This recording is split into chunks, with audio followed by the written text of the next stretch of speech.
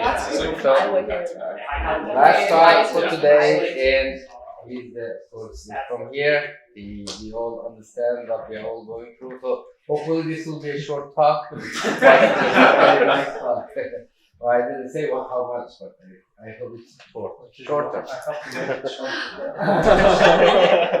Okay, I am Jamal Ekmatiyev from Ugin State University. So today I'm going to speak about the associative classification based on clustering. So today all the lectures are being about clustering, so I wanted also to continue.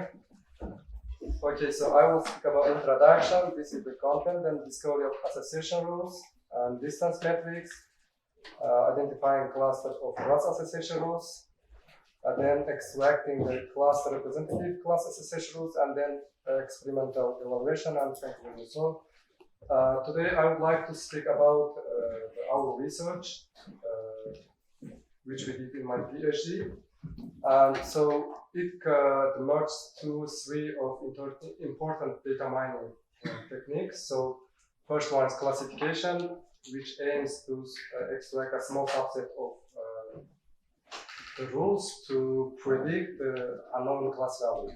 And while association rule mining is the aims to find all the rules in the dataset which satisfy the user-defined minimum support and minimum confidence constraints.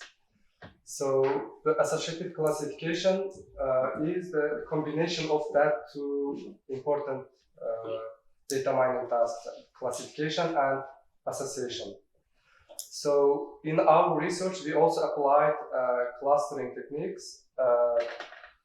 So in our research, we applied hierarchical clustering algorithms.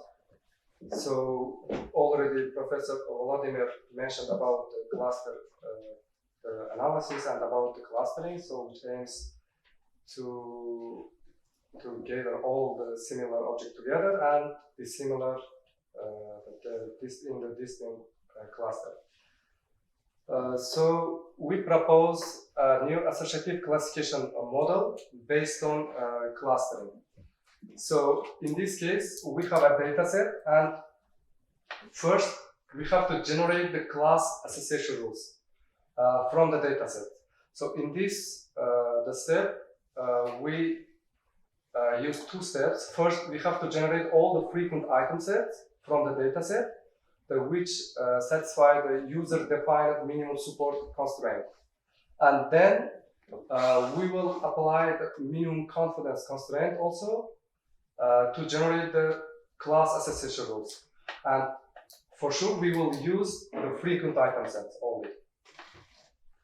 And in the first step, we will use the popular algorithm, a priori algorithm, to generate the frequent item sets from the data set. So it works like you can see the simple data set, the market basket data sets.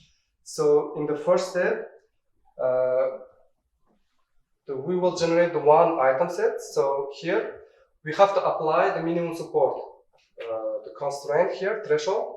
So this is also based on experiments. So there is no any existing method for this threshold. That's why we have to apply it based on experiment.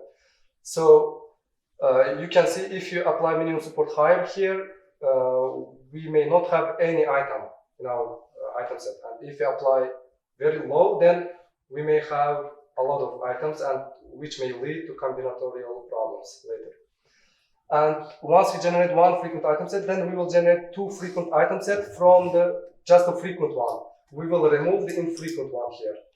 So this can help us to save at least some resource. And then this project continues until we have left with the unique item or the empty item sets. Okay, then once we generate the frequent item set, then our next goal is to generate the class association rules. So here we will check every non-subset of frequent item set if it satisfies this condition. Then if it satisfies our minimum confidence threshold, then we generate it. Otherwise, we don't generate. We don't need that rule. Okay. once we generate the class association rules, our next goal is within the research to cluster them, to clustering the class association rules. So in this case, we cannot apply k-means because we have to use Euclidean distance metric to find the distance between two rules or to find the similarity between two rules, and we cannot find the cluster center, and this was the problem, and that's why we decided to apply hierarchical clustering algorithm. And with to apply hierarchical clustering algorithm, as you know, we have to define the distance metrics because Euclidean distance metric doesn't work with this case because we have not points, numbers, we have rules.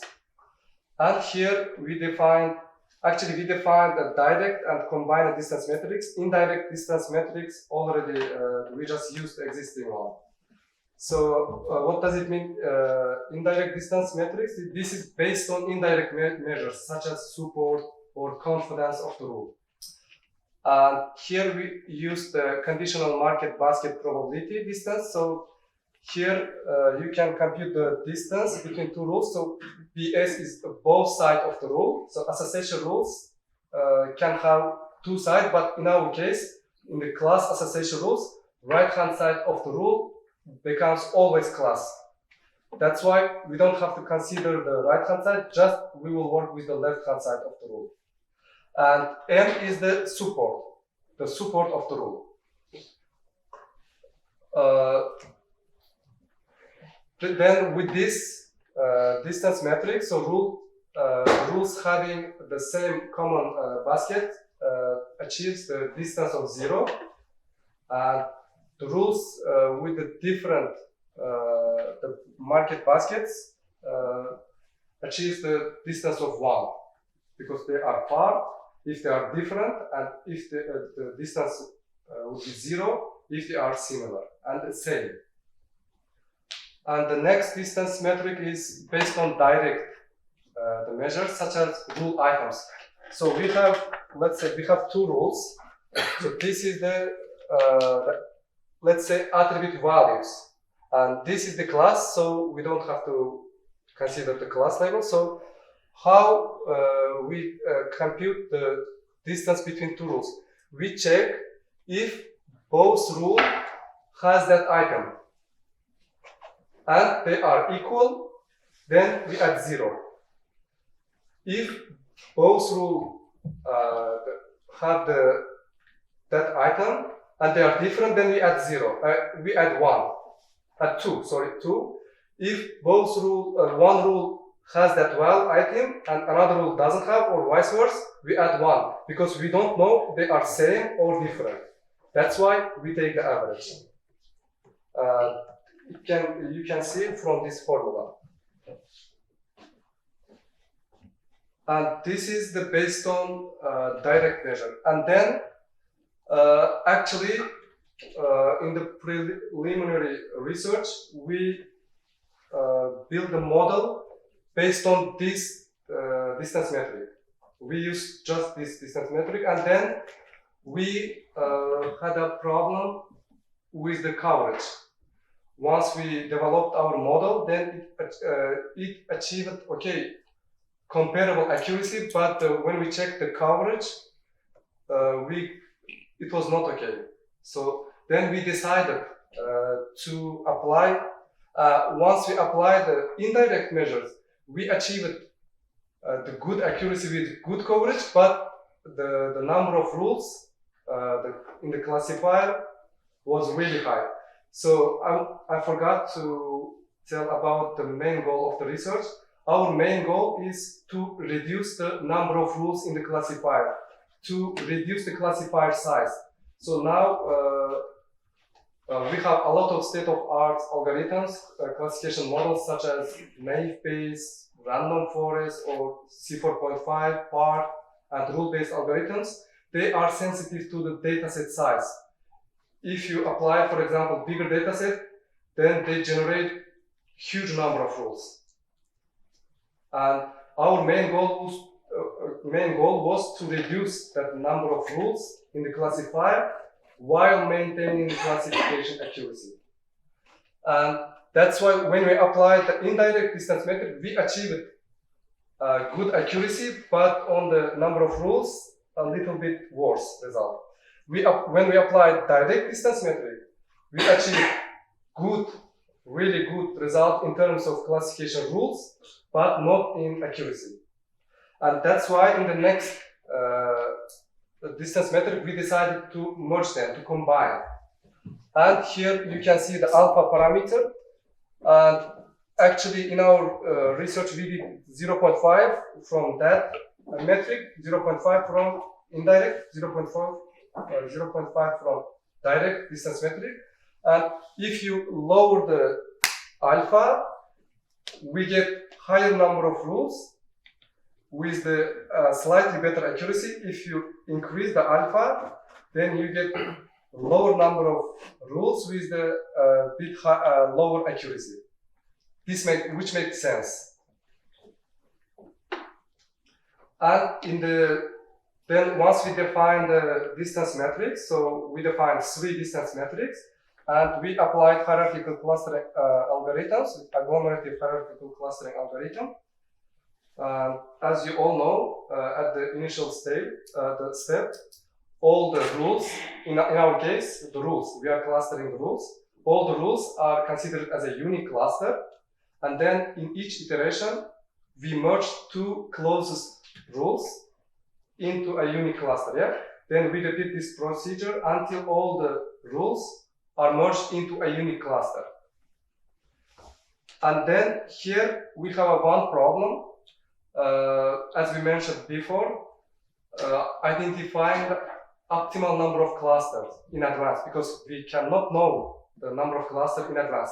Otherwise, we would apply or k-means or some other also algorithms. And here we used the one method.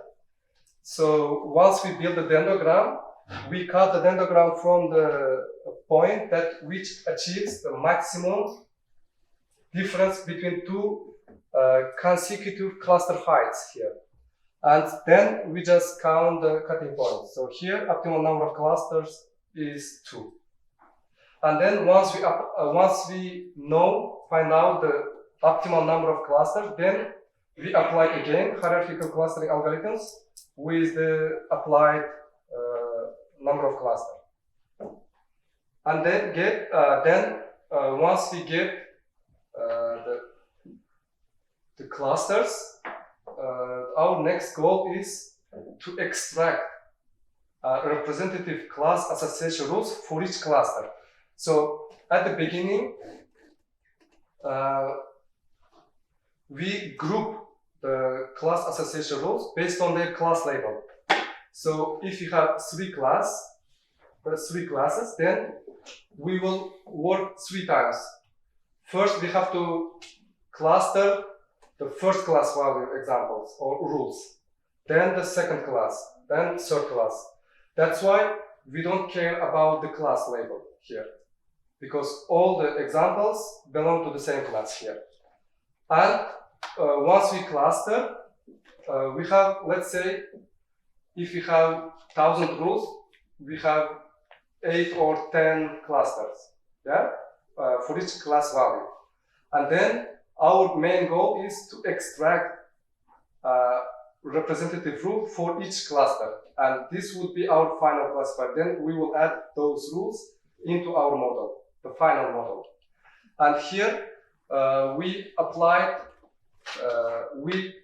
actually developed 2 new methods. The first one is based on cluster center. Here we select the one rule which is closer to the cluster center.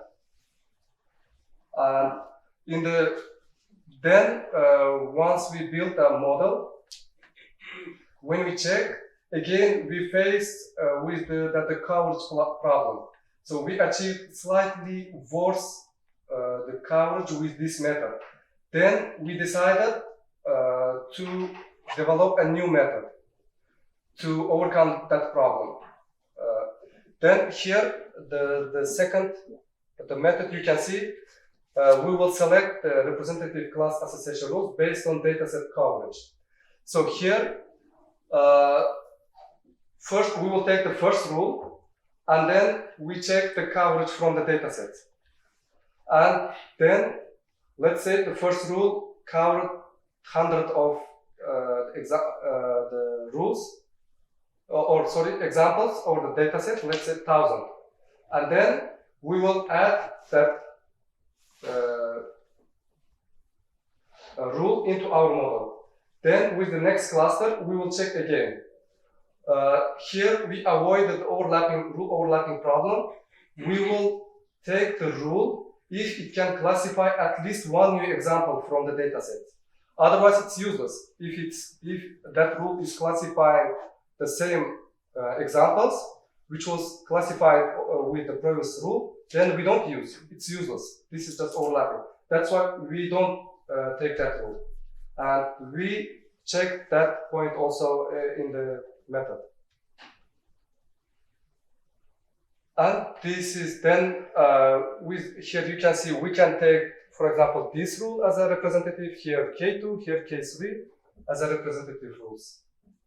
This one with the first method.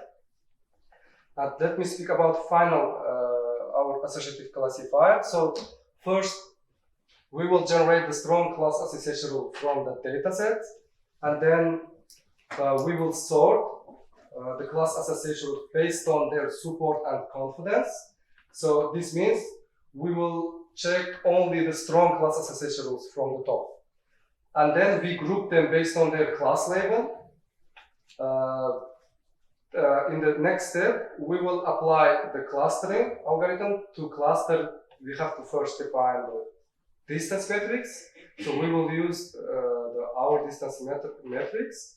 And then once we cluster the rules, then we will extract a representative class association rule for each cluster. And then we add all together to make the final classifier. And here we built 3 associative classification models.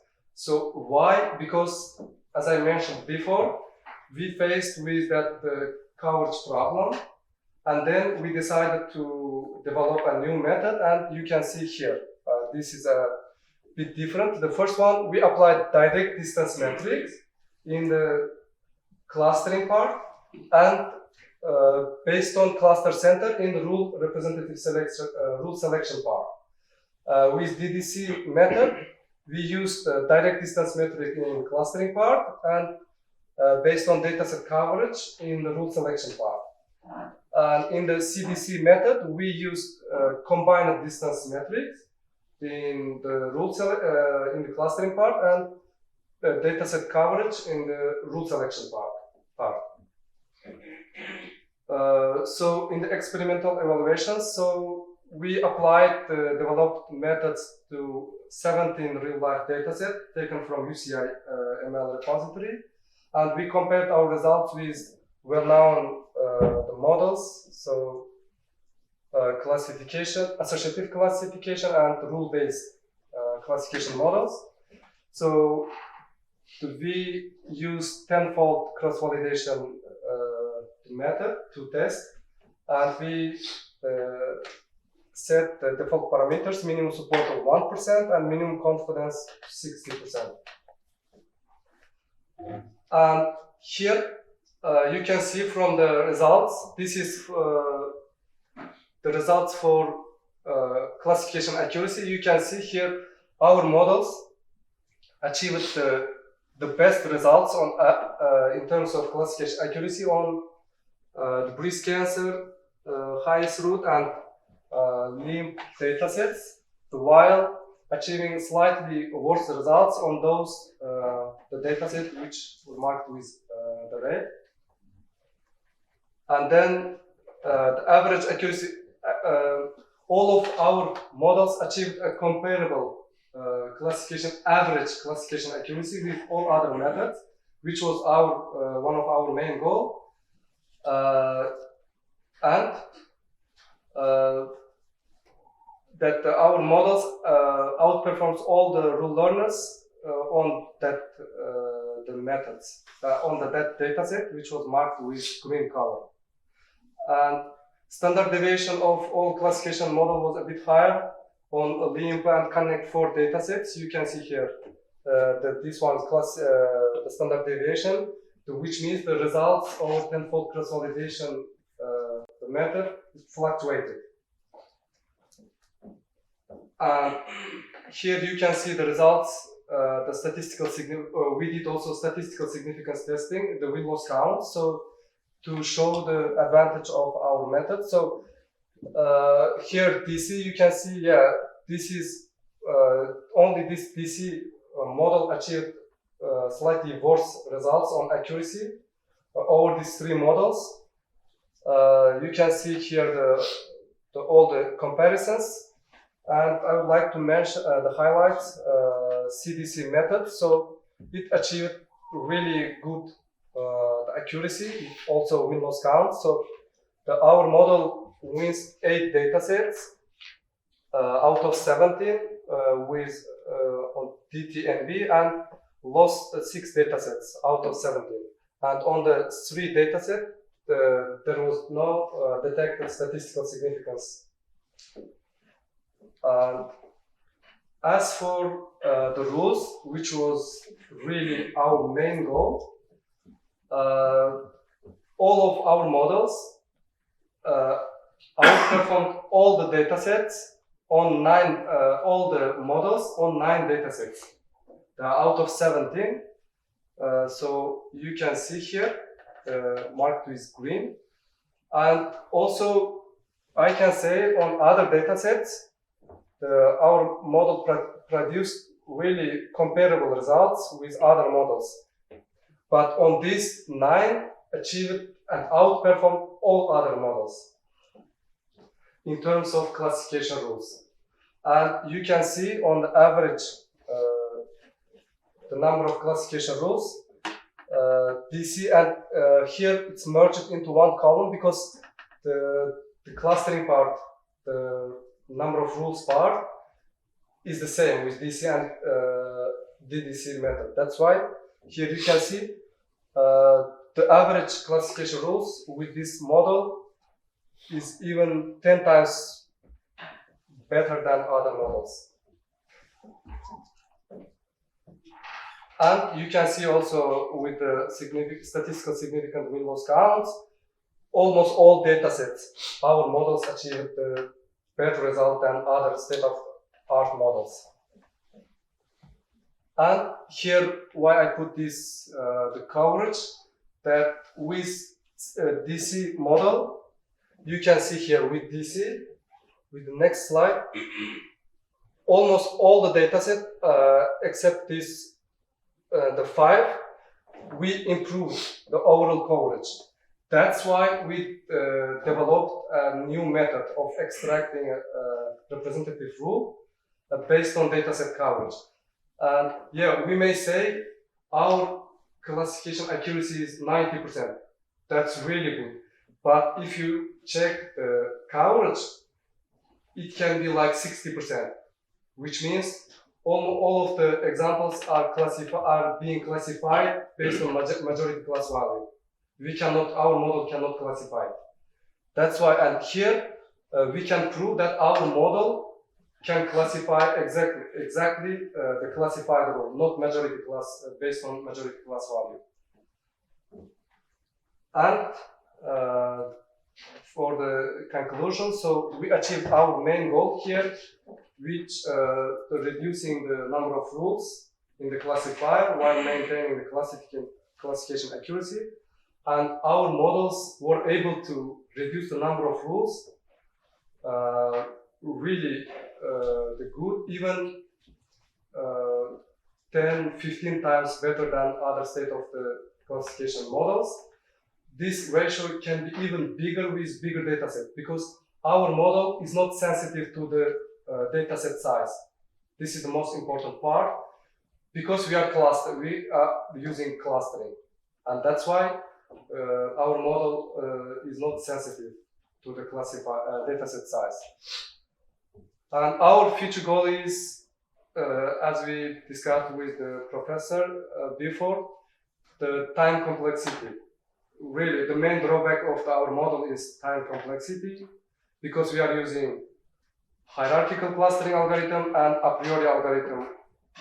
These two time-consuming algorithms. And then another promising direction is to apply this model with the numeric dataset also. Now, our model can handle only the nominal attributes, so not the numeric one. For the numeric, we have to discretize it into nominal, and then we can apply. But in that case, if we use discretization, then we may lose some information, as you know. That's why. So the future goal is also to work on this matter, to work with numeric attribute as well. And that's it. If you have any questions.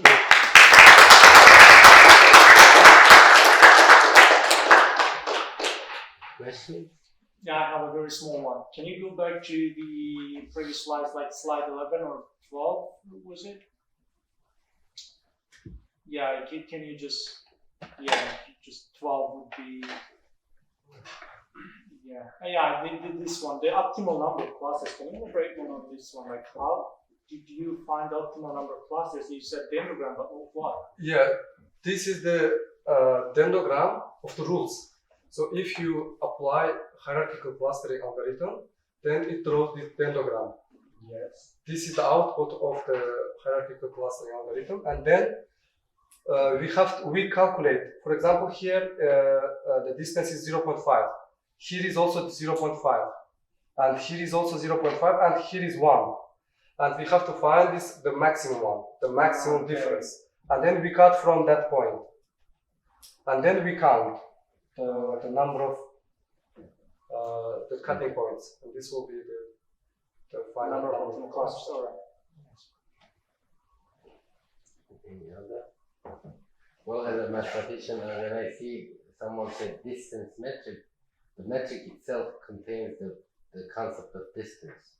So Yes, is your metric it satisfies. like It satisfies the distance metrics. So is it triangle inequality? yes, of course. This should be the distance between the one root should be 0, and then it should be symmetric. Yeah. In triangle inequality. And then it should satisfy the triangle equation. Yeah. We checked all. Okay. Yeah, it satisfies. Any further questions? Okay, let's thank him again.